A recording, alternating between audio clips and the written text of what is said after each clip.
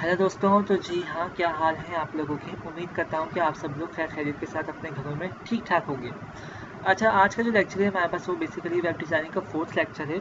आज हम लोग कुछ नए टैग्स के बारे में और बात करेंगे। पिछली बार हम लोगों ने बोल्ड इटैलिक वगैरह के टैग्स के बारे में बात किया था। अच्छा, जिसको पहली बार मेरे इस लेक्चर के ऊपर आ रहा है, तो उससे मैं यही कहूँगा कि प्लीज़ आप पहले जाके मेरे प्रीवियस लेक्चर अटेंड करें, क्योंकि जो बेसिकली ये बिगनर्स के ऊपर मैंने ये लेक्चर्स बनाए हैं जिन्हें शुरू से वेब प्रोग्रामिंग सीखनी है। तो बेसिकली लेक्चर उनके लिए हैं, तो जाके पहले वो लेक्चर मेरे प्रीवियस वाले अटेंड करें, उसके बाद मेरे इस लेक्चर के ऊपर आएँ। तो चलते हैं जाके आज का जो काम है हमारे पास, आज का जो हमने टैग्स जाने हैं वो कौन से हैं उसकी तरफ चलते हैं। अच्छा, आज के जो टैग्स की बात करेंगे तो उसके अंदर हमारे पास आएंगे सिमेंटिक मार्कअप्स के टैग्स। अच्छा, अभी सिमेंटिक्स मार्कअप्स हमारे पास क्या होता है इसकी डिटेल आपके सामने है, आप इसे पढ़ लीजिएगा जो यहाँ लिखा हुआ है। बेसिकली मैं थोड़ा उर्दू में इसको एक्सप्लेन कर देता हूँ आपको। इंग्लिश को आपके सामने लिखी हुई है, आप यहाँ से पढ़ सकते हैं। अच्छा, सिमेंटिक टैग्स हमारे पास होते हैं बेसिकली वो टैग्स जो कि आपके कहें, अगर इसकी मैं एग्जांपल दूँ तो आप जब भी इस टैग्स को किसी ना किसी चीज़ के ऊपर अप्लाई करेंगे तो वो जब हम उस चीज़ को सपोज़ अगर किसी टेक्स्ट के ऊपर हमने वो टैग अप्लाई किया है तो हम चाहते हैं कि वो टेक्स्ट कोई ना कोई वर्ड हो सकता है, कोई ना कोई मतलब उस पूरा सेंटेंस भी हो सकता है, और उस सेंटेंस को अगर हमने गूगल के ऊपर सर्च किया तो वो सर्चिंग के अंदर हमारे पास ज़्यादा जल्दी आएंगे। अब इसकी एग्जांपल अगर मैं दूँ आपको कोडिंग के थ्रू, अब इसकी एग्जांपल देना चाहूँगा मैं।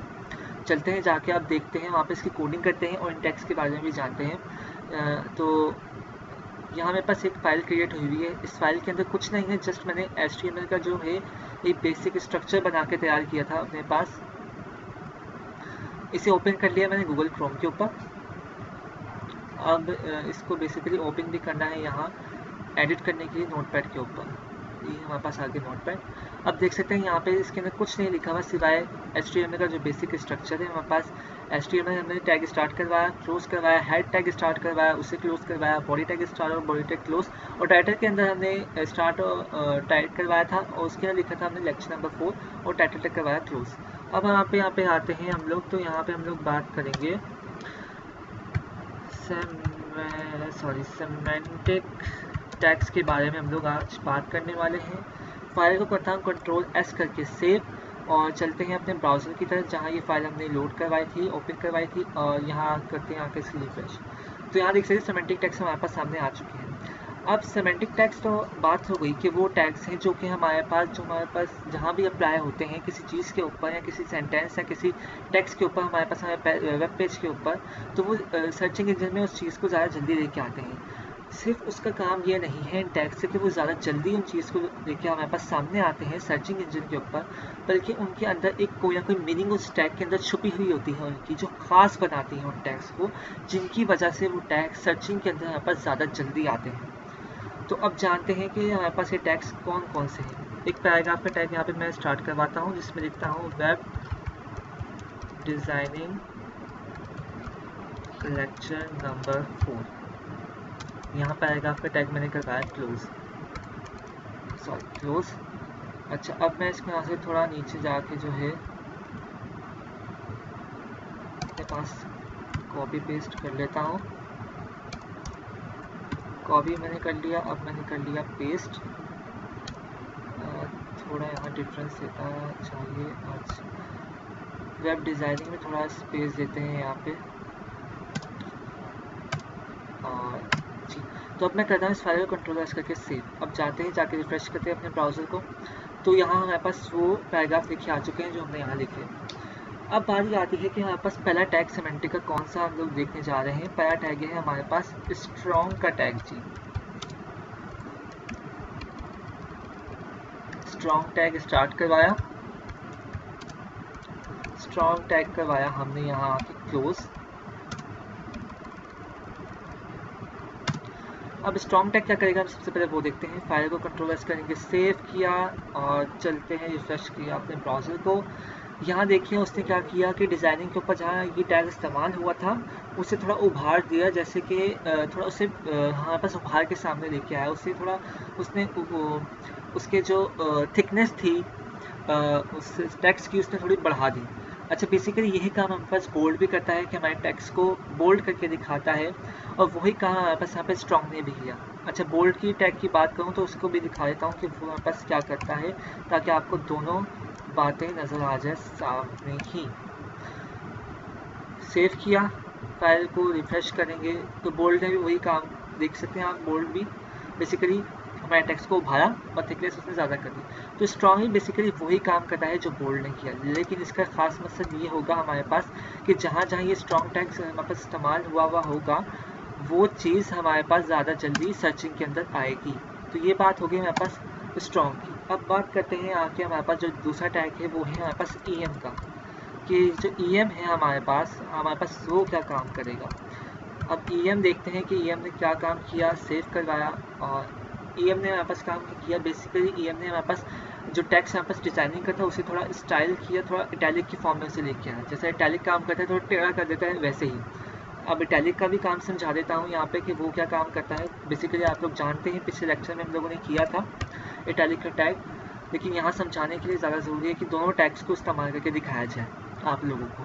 फाइल को सेव किया, कंट्रोल एस करके चलते हैं वेब पेज के ऊपर, रिफ्रेश करवाया तो इटैलिक का काम आप लोगों के सामने है, उसने भी टेढ़ा किया टेक्स्ट को। अब बेसिकली EM का काम वही कर रहा है जो आई के टैग ने किया, इटैलिक के टैग ने, और स्ट्रॉन्ग के टैग ने भी वही काम किया जो कि बोर्ड B के टैग ने किया था।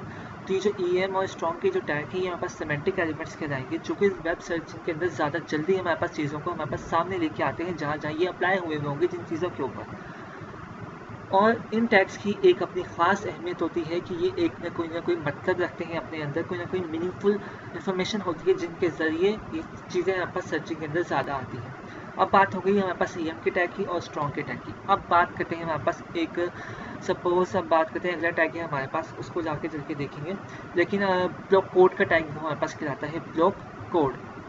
अब ये टैग हमारे पास क्या करेगा, अगर मैं इसकी एग्जांपल लूँ, आप लोगों को किसी का काम पसंद आया, किसी के वेबसाइट के ऊपर कुछ शेयर आपको पसंद आ गए, या कुछ ऐसी बात कही जो आप लोगों को पसंद आई, कोई इंपॉर्टेंट मैसेज उसने वहाँ लिखा, या फिर कुछ आर्टिकल उसने लिखा जो आपको बहुत पसंद आ गया, और आपने वहाँ से कॉपी करके अपने पेज के ऊपर पेस्ट कर दिया आगे।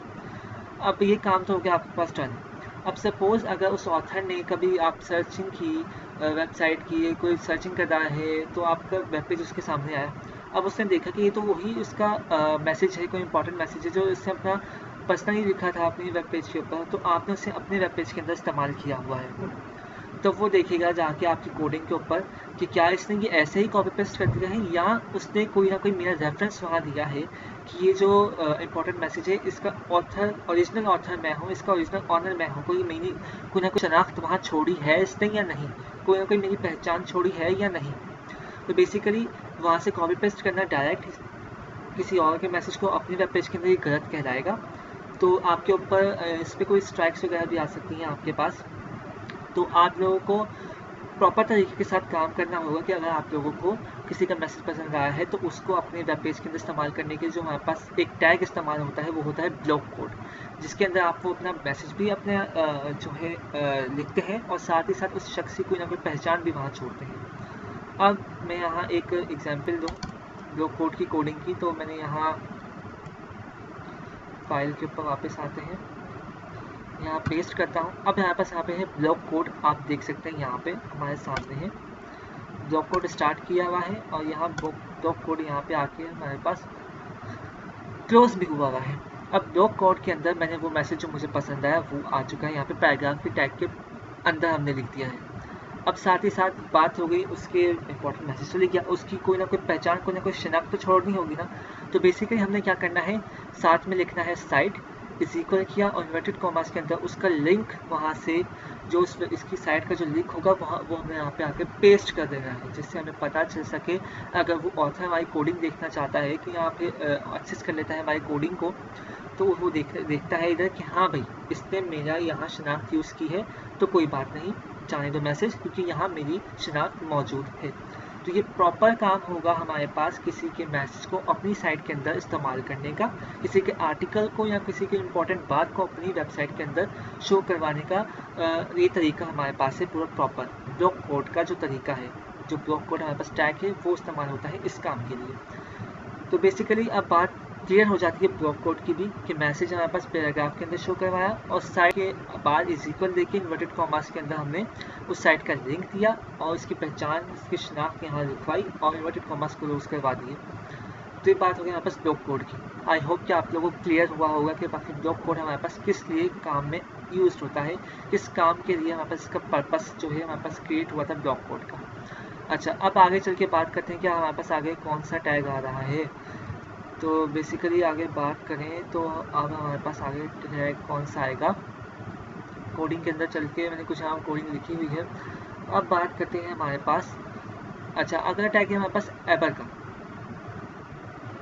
एबर हमारे पास बेसिकली टैग जो है वो यूज़ होता है एब्रीविएशन के लिए। एब्रीविएशन अगर हम लोग कहें तो किसी की फुल फॉर्म अगर हमें मालूम करनी हो अपनी वेबसाइट के अंदर, सपोज हमने एक लंबी लंबी चीज़ें होती है, जैसे कि अगर OSI मॉडल की बात करूँ तो इसकी फुल फॉर्म हमारे पास क्या होती है, ओपन सिस्टम इंटरकनेक्शन, हमारे पास इसकी होती है फुल फॉर्म। अब सपोज मैं ये फुल फॉर्म अपने जो टेक्स्ट में लिख रहा हूँ अपने पैराग्राफ, वो बार बार मैं वहाँ ओपन सिस्टम इंटरकनेक्शन नहीं लिख रहा। अब मैं चाह रहा हूँ कि जितना भी पैराग्राफ के अंदर मैंने ये OSI जहाँ जहाँ अपेयर हुआ है वहाँ जब भी मैं एरो लाऊं OSI के ऊपर, तो वहाँ मुझे एक मैसेज नीचे छोटा सा शो होना चाहिए कि उसकी फुल फॉर्म उसके अंदर हमारे पास सामने आ रही हो, कि OSI के ऊपर जब भी जहाँ जहाँ हमारे टेक्स्ट के अंदर या पैराग्राफ के अंदर OSI यूज्ड हुआ है वहाँ क्या हो, जब भी मैं OSI के ऊपर लाऊं, किसी को मालूम नहीं है कि OSI आखिर हमारे पास किस लिए स्टैंड करता है, उसकी फुल फॉर्म क्या है, उसका स्टैंड किस लिए कहलाता है, वो देखना चाहता है। तो जब भी वो OSI के ऊपर आए तो वहाँ नीचे इसके ब्लॉक, एक छोटा सा ब्लॉक बना हुआ हमारे पास सामने है और उसके अंदर इसकी फुल फॉर्म लिखी हुई हमारे पास, जो कि हमारे पास ओपन सिस्टम इंटरकनेक्शन, जो कि हमारे पास इसके लिए जो टैग हमारे पास यूज होगा बेसिकली वो होगा एबर का टैग, जिसे हम लोग कहते हैं एब्रीविएशन। एबर का टैग की कोडिंग हम लोग अब देखते हैं आगे क्या है हमारे पास जी। तो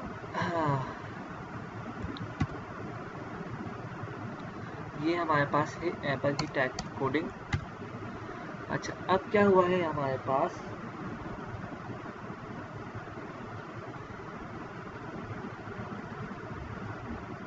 अब मैं वही आप लोगों को बताऊंगा यहाँ पे कि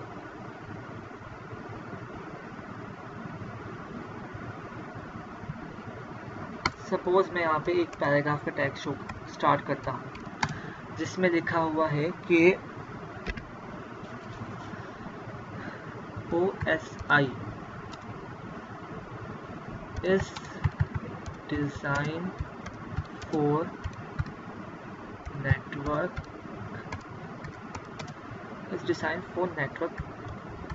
system।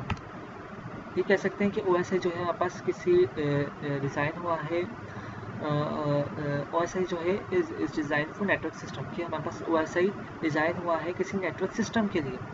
अब मैं यहाँ कर रहा हूँ क्लोज पैराग्राफ। अब बेसिकली मुझे जानना है कि आखिर ये OSI है क्या, इसकी कोई ना कोई मीनिंग तो होगी। तो यहाँ हमारे पास जो टैग यूज़ होगा वो होगा हमारे पास एबर का टैग। एबर का टैग हमारे पास स्टार्ट हुआ। अब इस एबर के टैग के अंदर हमारे पास हमें देना होगा इसकी OSI की फुल फॉर्म, जो कि दी जाएगी टाइटल के थ्रू। टाइटल इज इक्वल्स टू, अब यहाँ लिखा आएगा open system interconnection,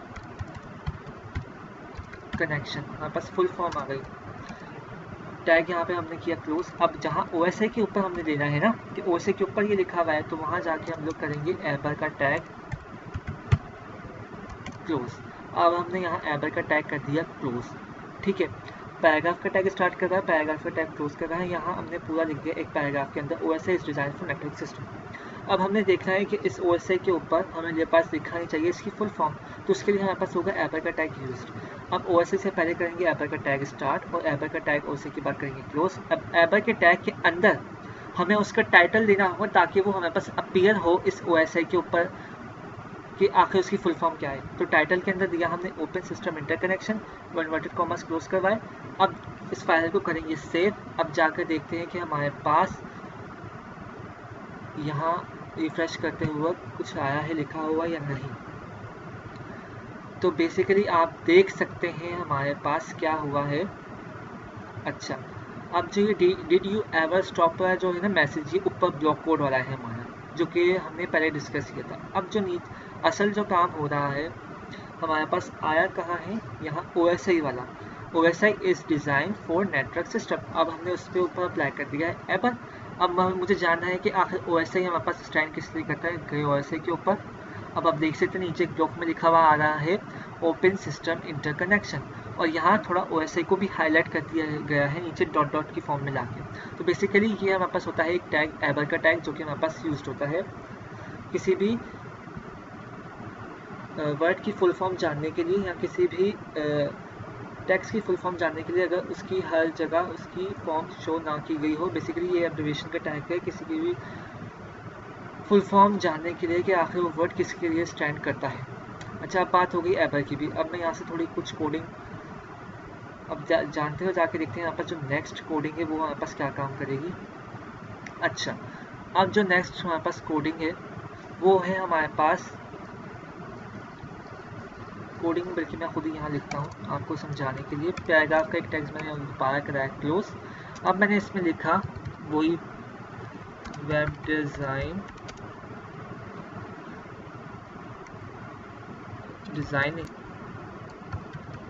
lecture number 4, paragraph का टैग करवाया क्लोज यहाँ पे।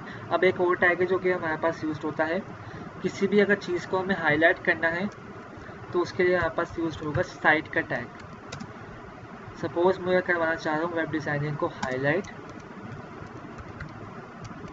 साइट का टैग करवाया स्टार्ट और करवाया क्लोज, कंट्रोल एस करके किया सेव। अब चल के देखते हैं हमारे पास हमारी जो इस साइट है उसके ऊपर क्या इफेक्ट हुआ है। तो बेसिकली आप देख सकते हैं यहाँ कुछ ना कुछ अप्लाई तो हुआ है। ऊपर वाले अगर वेब डिज़ाइनिंग की बात करें तो वो जैसे ही आ रहा है सिंपल जैसे लिखा आ रहा था। नीचे क्या हुआ है कि वेब डिज़ाइनिंग जो पूरा मैंने साइट किया था वो थोड़ा डिफरेंट उसका टेक्स्ट स्ट्रक्चर हो गया है हमारे पास आके, टेक्स्ट का थोड़ा डिफरेंट हमारे पास नज़र आ रहा है। तो बेसिकली ये हमारे पास हाईलाइट हो गया है वेब डिज़ाइनिंग। अब जब भी सर्चिंग के अंदर चीज़ें आएंगी तो बेसिकली किसी चीज़ को हमने चाहते हैं कि थोड़ा हाईलाइट होके हमारे पास सामने आए सर्चिंग इंजन के अंदर, तो वहाँ हम यूज़ करेंगे साइट का टैग। साइट का टैग यहाँ पे हमने वेब डिज़ाइनिंग के ऊपर यूज़ करवाया, तो आप देख सकते हैं यहाँ आके थोड़ा चेंजिंग की।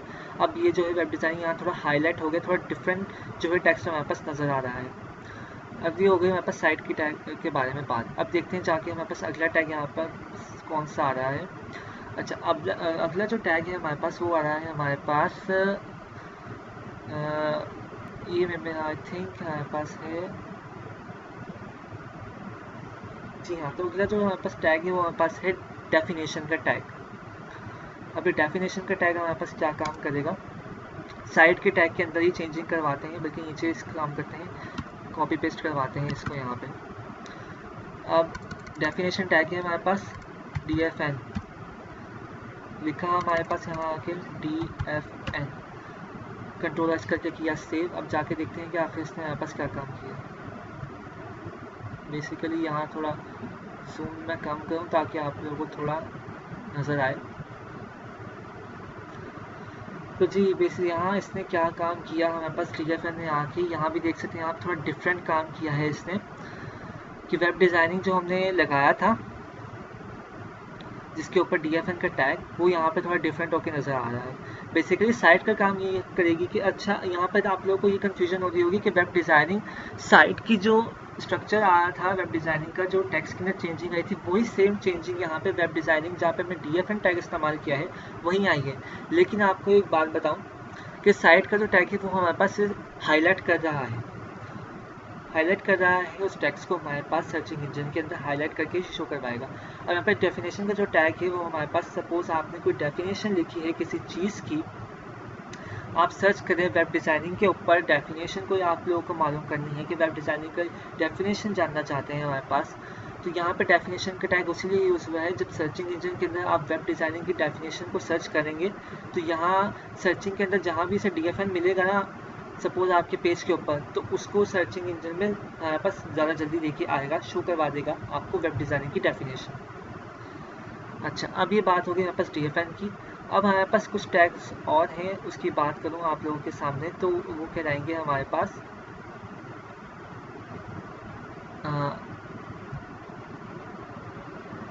डेल और एस टैग।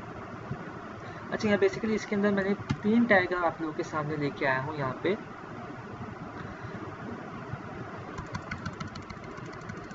एक काम करता हूँ, इसको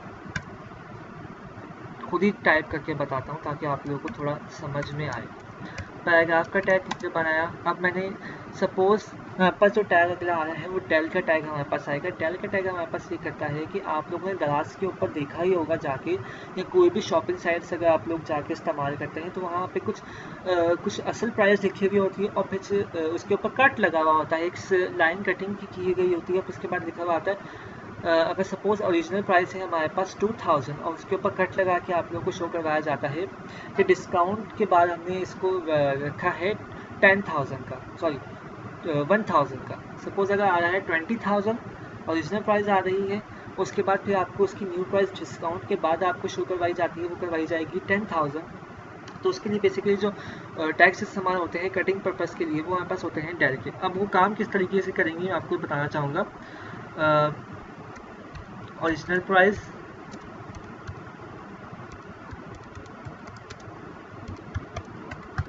हमारे पास हो जाएगी 200 ओरिजिनल प्राइस है हमारे पास। और उसके बाद मैं आगे लिख देता हूँ हमारे पास न्यू प्राइस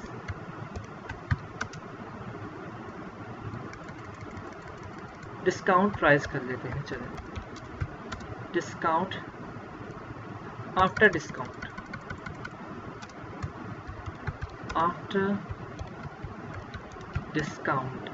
हमारे पास हो जाएगी 100। और यहाँ कर रहा हूँ मैं पैराग्राफ का टैग यहाँ आके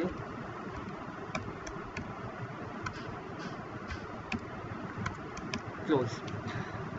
अब मैं यहाँ इस प्राइस को मुझे काटना है 200 वाली को, ताकि वहाँ डेल हो, ये प्राइस हमारे पास कटिंग इसके ऊपर एक कट आए। ठीक है, अब मैं जब इंसर्ट करवाता हूँ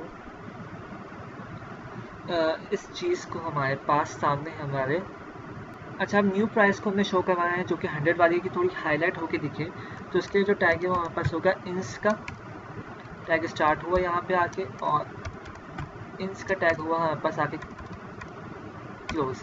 अब देखते हैं जाके कि आखिर ये कोडिंग हमारे पास क्या काम करती है। कंट्रोल एस करके किया सेव, रिफ्रेश किया हमारे पास, तो देख सकते हैं आप लोग हो इसने तो पूरे काट दिया हमारे पास आके। ओरिजिनल प्राइस आई लेकिन 200 आफ्टर डिस्काउंट इसने हाईलाइट तो किया वहाँ पे, लेकिन इसने काट पूरा ही दिया। ये क्यों हुआ भाई हमारे पास? अच्छा हाँ, यहाँ पे ये इसलिए हुआ, वही गड़बड़ हुई हमारे पास। हाँ यहाँ क्योंकि हमने डेल का टैग जो है वो क्लोज नहीं करवाया। अब डेल का टैग करवाते हैं यहाँ क्लोज, कंट्रोल एस करके फाइल करवाया सेव, रिफ्रेश करते हैं दोबारा जाके। तो अब आप देख सकते हैं ओरिजिनल प्राइस 200 थी, उसके ऊपर कट लगा हुआ नज़र आ रहा है हमें। उसके बाद आफ्टर डिस्काउंट जो न्यू प्राइस हमने लिखी है वो हाईलाइट हुई है हमारे पास 100। तो बेसिकली ये पर्पस जो कटिंग ऑफ प्राइस का है, डिस्काउंट के बाद प्राइस दिखाना, ये हमारे पास इन टैग्स के जरिए इस्तेमाल होता है।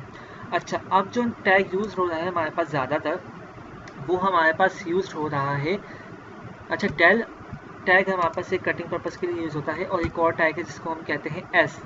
अब ये एस टैग हमारे पास बिलोंग करता है स्ट्राइक को। स्ट्राइक मतलब वही एक लाइन ऊपर आपको यहाँ मिड में ड्रॉ करवा के दिखाएगा ये। तो कंट्रोल एस करके किया सेव, दोबारा चलते हैं, रिफ्रेश किए यहाँ आके। अब आप देख सकते हैं इसने भी वही काम किया, ओरिजिनल प्राइस 200 आफ्टर डिस्काउंट 100। तो बेसिकली दो टैग हमारे पास इसके कटिंग के लिए यूज़ होते हैं, एक होता है डेल और एक होता है एस। लेकिन अब जो ज़्यादातर यूज हो रहा है वो हमारे पास हो रहा है एस, यानी स्ट्राइक का टैग ज़्यादातर अब जो है हमारे पास यूज हो रहा है। तो बेसिकली ये था हमारा आज तक का लेक्चर, तो ये काफ़ी लंबा हो गया है। तो आई होप कि आप लोगों को बहुत पसंद आया होगा, और अगले लेक्चर में हम लोग कुछ ऑर्डर लिस्ट और अनऑर्डर लिस्ट की बात करेंगे, उसके टैग्स जानेंगे कि आखिर लिस्टिंग को क्रिएट करने के कौन से टैग्स हमारे पास होते हैं।